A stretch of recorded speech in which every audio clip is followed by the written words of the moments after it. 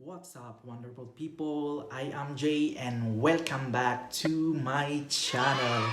So for today's video, gagawa po tayo ng tutorial. We're gonna step exactly how to make a thumbnails for your YouTube videos without using a Photoshop. Easy, quick, and free. So before we start, just keep on watching.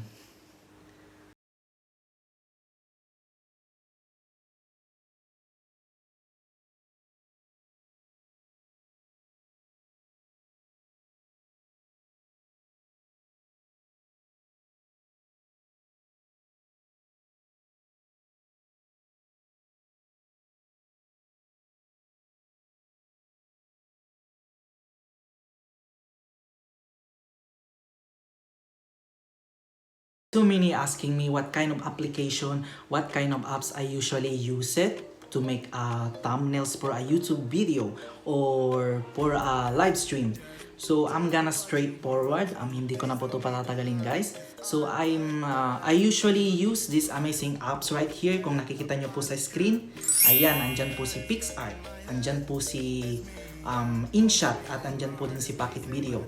So, for the next video, ipapakita ko din po sa inyo kung paano ko ginagawa o paano ko ini-edit yung paggawa ng aking background intros. So, for today, we're gonna start with PixArt. Ayan. So, just make sure guys na ida-download nyo po si PixArt para sa ating paggawa ng ating thumbnails. So, pwedeng-pwede po siyang i-download iOS or Android. Ayan, so just make sure na na-download nyo po si PixArt and don't forget to take some picture or photos para po sa ating gagawing thumbnails. Importante po yun. So that's it. Let's do it! Step 1. Go to the App Store, search for PixArt, and download. After you done downloading it, go to the PixArt. As you can see, there's a lot of backgrounds, pre-photos, color backgrounds. Ayan, so marami po siyang pagpipilian. So, I'm gonna choose the color backgrounds. Pila tayo ng kulay, so ito yung napili ko. And then go to the tools, crop it, YouTube size, apply, and then after that you can add a photo, choose your photo,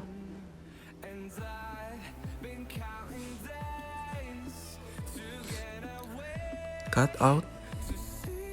As you can see, meron pong dalawang icon sa baba, outline sa select. So, ipipilin po natin yung select. Then, select person.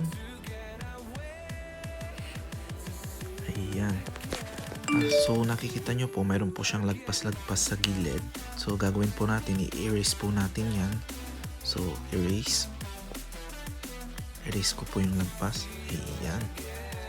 So, just make sure na wala na po siyang lagpas-lagpas. I-zoom in mo lang po siya, then erase ulit.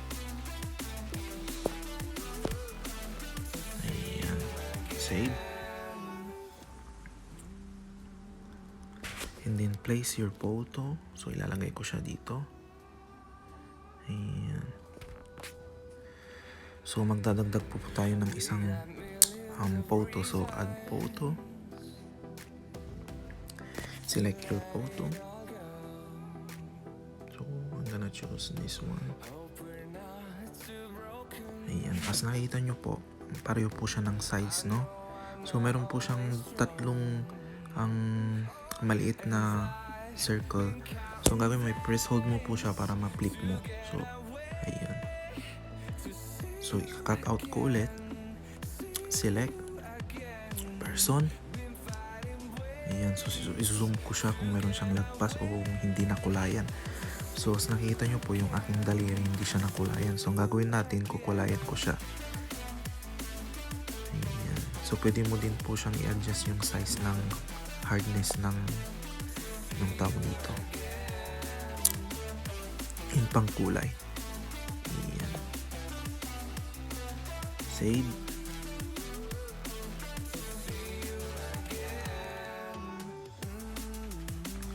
So as you can see, mayroon pang natirang ang lagpas. So i-erase natin yan. So meron pa kayong makikita sa taas na eraser icon. So select nyo lang po yun, then erase. Ayan. Then add text. So ilalagay natin quick, easy,